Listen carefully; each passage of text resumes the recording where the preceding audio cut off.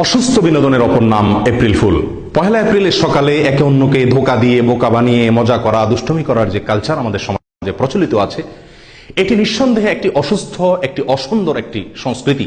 তার কারণ এই এপ্রিল ফুল উদযাপনের পেছনে তিনটি বড় অপরাধ, তিনটি অন্যায়, তিনটি কবিরা গুনাহ এর পিছনে রয়ে গেছে।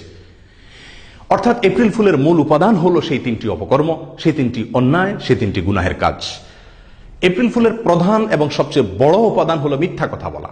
মিথ্যা ছাড়া এপ্রিল ফুল উদযাপন কোনোভাবেই সম্ভব নয়। আর এই মিথ্যা, এটি এত জঘন্য অপরাধ যে পৃথিবীর সকল ধর্মে, সকল সভ্যতায়, ইসলাম কি ইসলামের বাইরে, পৃথিবীর সব সমাজে এটি ঘৃণিত এবং অত্যন্ত জঘন্য অপরাধ সমূহের মধ্যে থেকে একটি। সহিহ বুখারীর এক বর্ণনা আসছে, নবী সাল্লাল্লাহু আলাইহি ওয়াসাল্লাম বলেছেন, ইয়্যাকুমুল কাযিব ফাইন্নাহু ইয়াহদি ইলান নার। তোমরা মিথ্যা থেকে বেঁচে থাকবে, কারণ এই মিথ্যা মানুষকে জাহান্নামের দিকে নিয়ে যায়।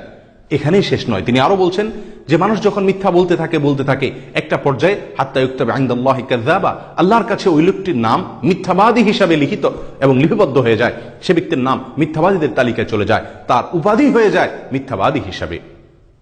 এখানেই শেষ নয়, নবী সাল্লাল্লাহু আলাইহি ওয়াসাল্লাম আরো বলছেন, ওয়ায়াসবুতুল ফুজুরু ফি কলবি। মিথ্যা বলার কারণে একটা পর্যায়ে মানুষের অন্তরে অন্যায়, অবিচার, গুনাহ এবং অপরাধ এগুলোর শেকড় গেড়ে যায়, গেঁথে যায়। গুনাহের ফাউন্ডেশন তার অন্তরে তৈরি হয়ে যায়, তার অন্তরে গুনাহের রাজত্ব কায়েম হয়ে যায়। এরকম ভাবে পুরো অন্তর অপরাধ জগৎ অন্তরে তৈরি হয়ে যায়, যে যার ফলে একটি সুইয়ের জায়গা পরিমাণ ভালো কাজ প্রবেশের আর সুযোগ, স্কোপ আর সে অন্তরে থাকে না। এত জঘন্য অপরাধ মিথ্যা কথা বলা। আল্লাহ সুবহানাহু ওয়া তাআলা লানাতুল্লাহ আলাল কাযিবিন বলেছেন, মিথ্যাবাদীদের প্রতি আল্লাহ লানত, আল্লাহর অভিশাপের কথা বলেছেন। নবী সাল্লাল্লাহু আলাইহি ওয়াসাল্লাম মুনাফিকদের মার্কা এবং অন্যতম একটি আলামত বলেছেন মিথ্যা কথাকে। প্রিয় বন্ধু, আপনি হয়তো বলবেন যে আমরা তো দুষ্টমি এবং মজার ছলে মিথ্যা বলছি এপ্রিল ফুলে। জি, আপনার জন্য নবী সাল্লাল্লাহু আলাইহি ওয়াসাল্লামের দুটি হাদিস আমি উল্লেখ করতে চাই। তার উভয়টি বর্ণিত হয়েছে সুনান আবু দাউদের ভিতরে। তার একটিতে নবী সাল্লাল্লাহু আলাইহি ওয়াসাল্লাম বলেছেন, ওয়াইলুল লিল্লাযী ইউহাদ্দিসু ফায়াকযিবু লিইউদহিকাল কওমা বিহি। ওই ব্যক্তির জন্য ধ্বংস অনিবার্য যে ব্যক্তি মানুষের মাঝে মিথ্যা কথা বলে দুষ্টমি করার জন্য, মজা করার জন্য।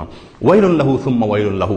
তিনবার নবী সাল্লাল্লাহু আলাইহি ওয়াসাল্লাম তার জন্য ধ্বংস যে নিশ্চিত, ধ্বংস যে অনিবার্য এবং তার ধ্বংস যে অবশ্যই হবে, সেই জানান নবী সাল্লাল্লাহু আলাইহি ওয়াসাল্লাম আমাদেরকে দিয়েছেন তিনটি বার, একবার নয়। তাহলে বোঝা গেল কোন মুসলিমের জন্য কোনোভাবেই দুষ্টমির ছলেও, মজা করার ছলেও মিথ্যা কথা বলার মতো কোনো সুযোগ ইসলামে রাখে নাই। প্রিয় বন্ধু, নবী সাল্লাল্লাহু আলাইহি ওয়াসাল্লাম আরেক হাদিসে বলছেন যে, আনা যাইমুন বিবাইতিন ফি ওয়াসতিল জান্নাতি লিমান তারাকাল কিযবা ওয়া ইন কানা মাযিহান। ওই ব্যক্তির জন্য আমি জান্নাতের একেবারে সেন্টার পয়েন্টে, মাঝখানে একটি প্রাসাদ আল্লাহ সুবহানাহু ওয়া তাআলার কাছ থেকে পাইয়ে দেওয়ার দায়িত্ব আমি নিচ্ছি। যে ব্যক্তি দুষ্টমির ছলেও, মজা করতে গিয়েও মিথ্যা কথাকে পরিহার করে, মিথ্যা কথা বলে না। প্রিয় বন্ধু, কেন আমাকে মিথ্যার আশ্রয় নিতে হবে মজা করার জন্য, বিনোদন করার জন্য? ইসলাম তো আপনাকে বিনোদন করতে নিষেধ করে না। নবী সাল্লাল্লাহু আলাইহি ওয়াসাল্লামের জীবনে বহু রসিকতা করেছেন, তিনি বহু মজা করেছেন এবং এটাকে তিনি নিষেধ করেননি। তাহলে আমাকে মিথ্যা এর আশ্রয় কেন নিয়ে বিনোদন করতে হবে? আমাদের নবী সাল্লাল্লাহু আলাইহি ওয়াসাল্লাম তো কখনো মিথ্যা কথা বলে কখনো বিনোদন করেননি, কোনো মজা করেননি। প্রিয় বন্ধু, এটি অসুস্থ প্রবণতা, যে বিনোদন করতে হলে আমাকে মিথ্যার আশ্রয় নিতে হবে। আজ আমাদের অবস্থা এমন হয়ে গেছে, আমরা যা পাই মজা করার জন্য, বিনোদন করার জন্য, যেখান থেকে যা পাচ্ছি বস্তা পচা সস্তা সবকিছুকে আমরা নিজের গায়ে মেখে নিচ্ছি, সেখানে হাবুডুবু খাই, সেটাকে আমরা নিজের আপন করে নিচ্ছি এবং সেটাতে জড়িয়ে যাচ্ছি। প্রিয় বন্ধু, এটি নিঃসন্দেহে আদর্শিক দেউলিয়াত্বের প্রমাণ, এটি নিঃসন্দেহে আমাদের রুচি বৈকল্যের প্রমাণ। একটি পথ শিশু যার বাবা নাই, যার অভিভাবক নাই, সে বেচারা যেদিক সেদিক যায়, যে কোনো কাজ ইত্যাদি করতে পারে। কিন্তু একটি শিশু যার একজন দায়িত্বশীল বাবা আছেন, দায়িত্বশীল মা আছেন, এরকম অভিভাবক থাকার পর সেই শিশু সাধারণত যা তা করে না। সে ভালোটা গ্রহণ করে, মন্দটা বর্জন করে, ছেড়ে দেয়, কারণ তার একজন গাইড এবং তার অভিভাবক রয়েছে। প্রিয় বন্ধু, আপনি তো মুসলিম, আপনার জন্য তো আল্লাহ সুবহানাহু ওয়া তাআলা নবী সাল্লাল্লাহু আলাইহি ওয়াসাল্লামকে সর্বোত্তম আদর্শ হিসাবে পাঠিয়েছেন। তার আদর্শ তো আপনার সামনে রয়েছে, তিনি তো আপনাকে বিনোদন কেন, সমস্ত কাজের জন্য সুমহান, সুন্দর, যৌক্তিক আদর্শ আপনার জন্য তিনি রেখে গেছেন। কোরআন এবং সুন্নাহ সমস্ত কাজের বিস্তারিত বিবরণ আপনাকে দিয়ে গেছে। আপনার এত সুন্দর সুস্পষ্ট আদর্শ, সুমহান আদর্শ থাকার পরও আপনি কেন পশ্চিমাদের যেই কোনো কালচারকে, যে কোনো সংস্কৃতিকে আপনি আপনার গায়ে মাখাচ্ছেন, সেটাকে আপনি গ্রহণ করছেন, বরণ করছেন? প্রিয় বন্ধু, নিঃসন্দেহে এটি আপনার রুচি বৈকল্যের বিশাল বড় একটি প্রমাণ। একটি পাগল, একটি বিকৃত মস্তিষ্ক মানুষ, তার হাসির জন্য যৌক্তিক কোনো কারণের প্রয়োজন হয় না।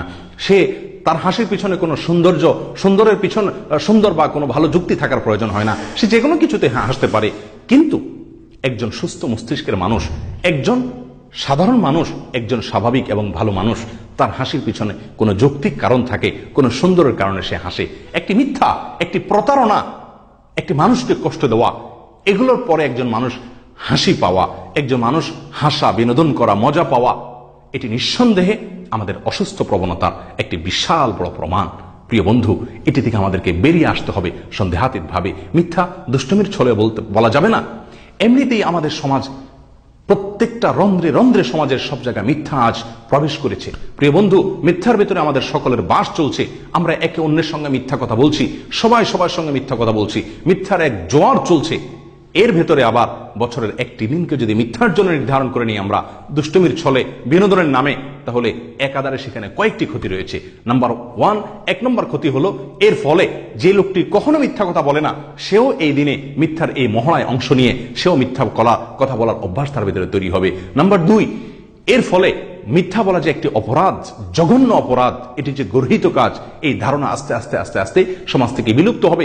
বিষয়টি মানুষের জন্য ইজি হয়ে যাবে। দুষ্টমির ছলে মানুষ মিথ্যা বলতে বলতে আস্তে আস্তে মানুষের বাস্তব জীবনে সিরিয়াসলি মানুষ মিথ্যা কথা বলা শুরু করবে। প্রিয় বন্ধু, যেটি নিঃসন্দেহে আমরা কেউই চাইবো না আমাদের সমাজ মিথ্যাময় হয়ে যাক, আমরা এটা কেউই চাইবো না। তাহলে আমাদেরকে ফিরে আসতে হবে এই অসুস্থ কালচার থেকে, এই অসুন্দর সংস্কৃতি থেকে। এপ্রিল ফুল উদযাপন করতে গিয়ে আপনি যেমন মিথ্যা কথা বলতে হচ্ছে, সেই সাথে একটি মানুষকে ধোঁকা বা প্রতারণা তার সঙ্গে করতে হচ্ছে। আর নবী সাল্লাল্লাহু আলাইহি ওয়াসাল্লাম সহিহ মুসলিমের হাদিসে এসেছে, তিনি বলেছেন, মান গাশশা ফালাইসা মিন্না, যে ব্যক্তি কাউকে প্রতারিত করলো সে আমাদের উম্মত হতে পারে না। এবং সেই সাথে আপনি যার সঙ্গে এই মজা করে, মিথ্যা কথা বলে, প্রতারিত করে বা ধোঁকা দিয়ে তার সঙ্গে দুষ্টামি করছেন, সে লোকটি আপনার দুষ্টামিতে মজা পাবে এটা জরুরি নয়। হতে পারে সে কষ্টও পেতে পারে। যদি তার কষ্টের কারণ হয় তাহলে সেটা আরেকটি অপরাধ হয়ে গেল। তাহলে তিনটি অপরাধ হয়ে গেল, যেগুলোর ফলে আপনার এই এপ্রিল ফুলের এই অনুষ্ঠান, এই সংস্কৃতি, এই বিনোদন কোনোভাবেই গ্রহণযোগ্য হতে পারে না। শরীয়তের দৃষ্টিতে এটি অত্যন্ত জঘন্য।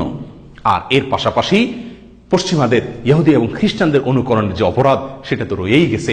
নবী সাল্লাল্লাহু আলাইহি ওয়াসাল্লাম আমাদেরকে আগেই ভবিষ্যৎবাণী করে গেছেন যে ইহুদিরা যা করবে, তারা যা করবে তোমরা তাই করবে, এমনকি তারা যদি গর্তে ঢুকে তোমরাও গিয়ে গর্তে ঢুকবে, সেখানে ভালো কি মন্দ সেটা বাজ বিচার তোমরা করবে না। আজ যেন সে অবস্থা আমাদের মাঝে চলে আসছে। প্রিয় ভাই বন্ধুগণ, তারা যে কোনো কালচার আমাদের সামনে পেশ করে, সেটাকে আমরা গায়ে মাখিয়ে নিই, সেটাকে আমাদের সমাজের অংশ করে নিই এবং সেটাতে আমরা হাবুডুবু খাই।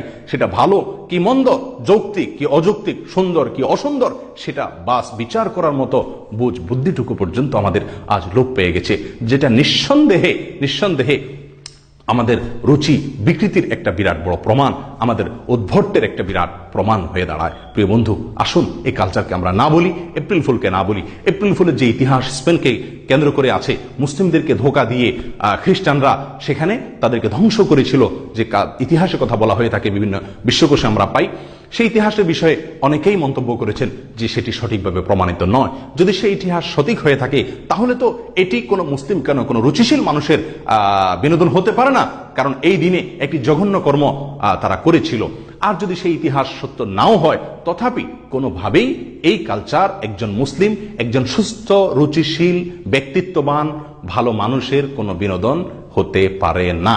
অতএব আমরা আসুন এপ্রিল ফুলকে না বলি, এটাকে বর্জন করি, সুস্থ বিনোদনের পথে ফিরে আসি। আল্লাহ তাআলা আমাদের সকলকে সে তৌফিক দান করুক। আসসালামু আলাইকুম ওয়া রাহমাতুল্লাহি ওয়া বারাকাতুহু।